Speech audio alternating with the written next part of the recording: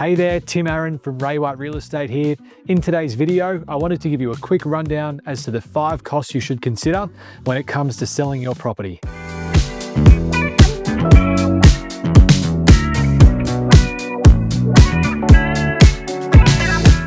The first cost to consider is agent fees. Typically, agent fees are worked out as a percentage as to what the total sale price of the property is. This percentage can vary depending on the property itself, the location, and the price point.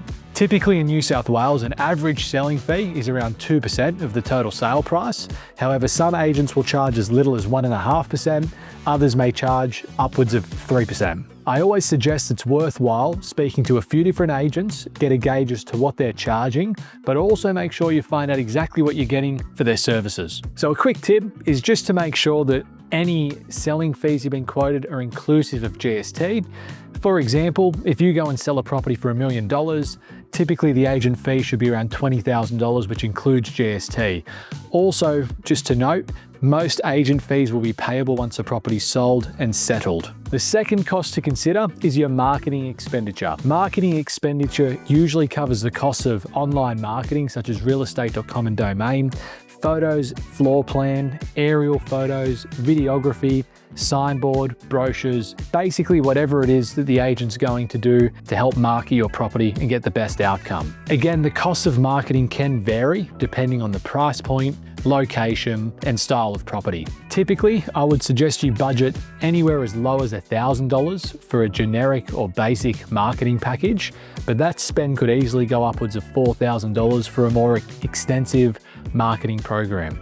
These numbers are really based on the Macarthur region of New South Wales.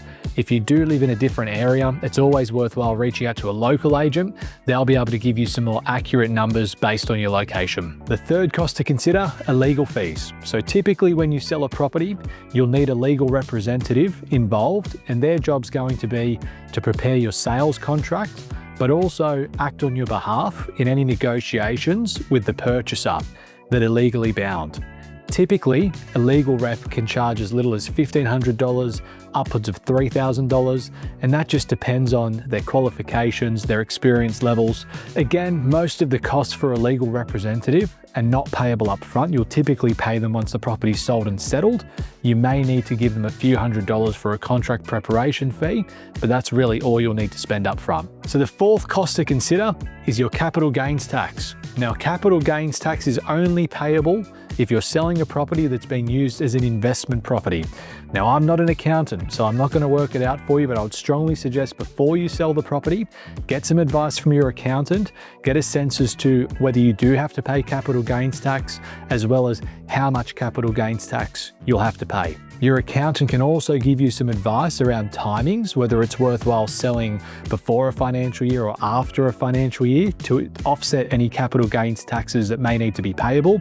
Speak to your accountant, get a sense from them. The fifth cost to consider is any bank fees. So before you sell a property, it's always a great idea just to call up your bank or your lender and just get a sense as to what the costs would be, if any, in discharging your mortgage. So there you have it, guys. When you're selling a property, make sure you're across your agent selling fees, marketing costs, legal representative fees, capital gains tax, and bank fees if applicable. I hope you found this information valuable, and if you do have any questions, feel free to call me, Tim Aaron at Ray White Real Estate.